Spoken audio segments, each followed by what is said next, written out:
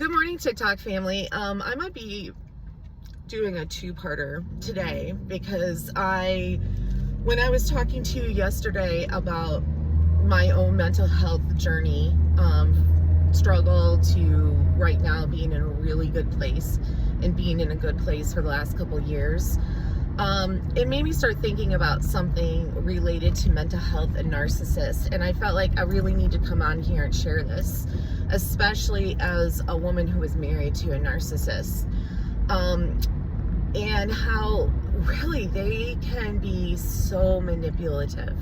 They're like wolves in sheep's clothing, as they say. And if you haven't had a chance to listen to my whole story, let me just give you some background. So I started a new job in 2020.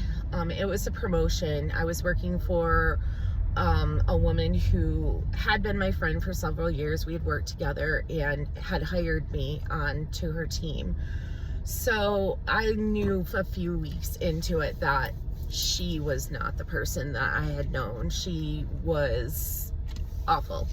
And over the time period that we worked together, it just got worse. I could never do anything right. I was never working hard enough for her. It got to the point where I was in such dire straits mentally that I had thoughts of unaliving myself several times. I'd have back issues and think they were back issues because I have dealt with back issues in the past. And I remember the last time I went to the hospital, into the ER, and the nurse kept asking me about, how I was doing, because they couldn't figure out what was wrong with me. They could figure nothing out. The nurse had a conversation with me about, if this is something mental, you can tell me and you can stay here.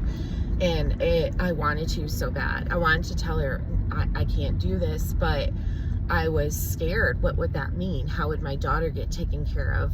How much would this cost us? Would insurance cover this? All the stuff I shouldn't have been thinking of at that time.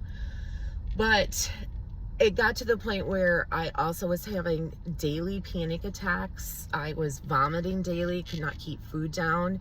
The vomiting got so bad that I ended up having to have a procedure to have a balloon put in my esophagus several months after I quit the job, in order to just start having food stay in my body and to heal. So it got really bad. And finally there was a day where my ex had taken our daughter to get her hair braided. Yes, with the braider lady. If you listen to my whole story, yeah, that person. At the time I didn't know this, but this was a woman that he had been having an affair with, her among other people, for several years. I still pretty much feel and know that her first daughter is probably his, but that's neither here nor there. But anyways, I had some friends over for a weekend, had taken a few days off, was feeling relaxed and in a great state of mind, and that Sunday I decided to check my work email.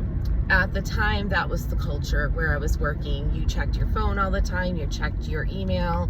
Sometimes I was working on the weekends because I was required to, but even when I wasn't, I still often was checking my email. And my boss had sent me this crazy email blaming me that I did not have something done for a team building exercise we were doing. It was just ridiculous. It was stuff that I was like, she's never told me this. Like, she asked me to make one game or something for the team building day, but she basically went on this email telling me I should have had it all planned by now, all this stuff. And I lost it. I started crying. I started having a panic attack. I called my mom, who then called my ex and basically told him, you need to get home now. He got home, he left my daughter with the braider lady, and he came home, and he basically was like, why? And he had been telling me this for months, just basically like, why don't you ignore it? Why don't you just do what you have to, but don't worry about what she thinks? And I just was in a different state of mind at that time, not realizing it, but we're looking back on it now. I was also in a bad mental state because of what he had been doing, but I didn't know it at the time. I wasn't seeing it at the time.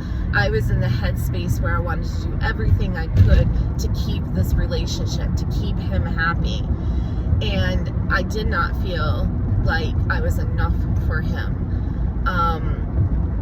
And so when he came home and I said, I need to go to the hospital, and we got in that car, he's like, why are you in this job?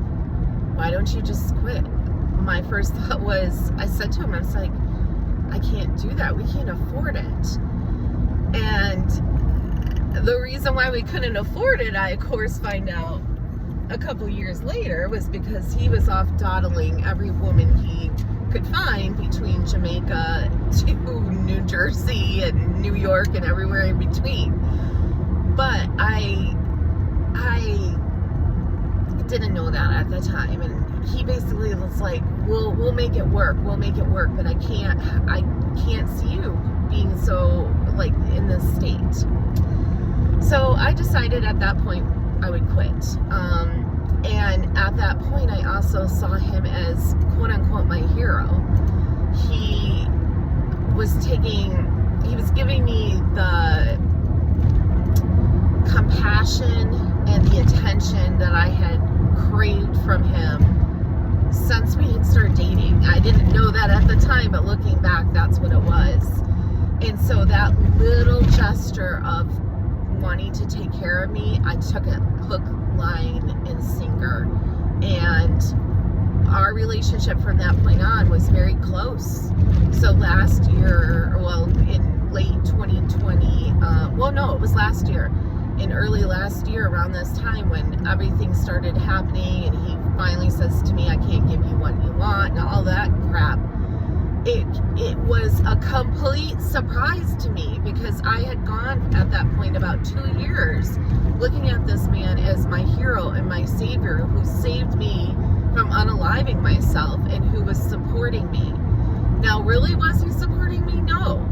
I told him if I quit my job, he had to help out financially, because I was making 6 figures. He was making a decent salary too, but we weren't getting by because, like I said, he was putting his dick in all these women all over the place and buying stuff for him, and that was why our money was always short. He promised, oh yes, I'll do it.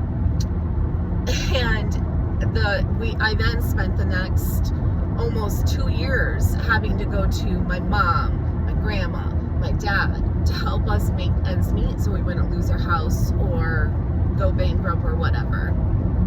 Thank God for my family. So I tell you this because narcissists are such manipulators. And I'm going to stop it here so I don't go over the time limit, and I'm going to pick it up from that point. Okay? So hang on. Part 2 is coming.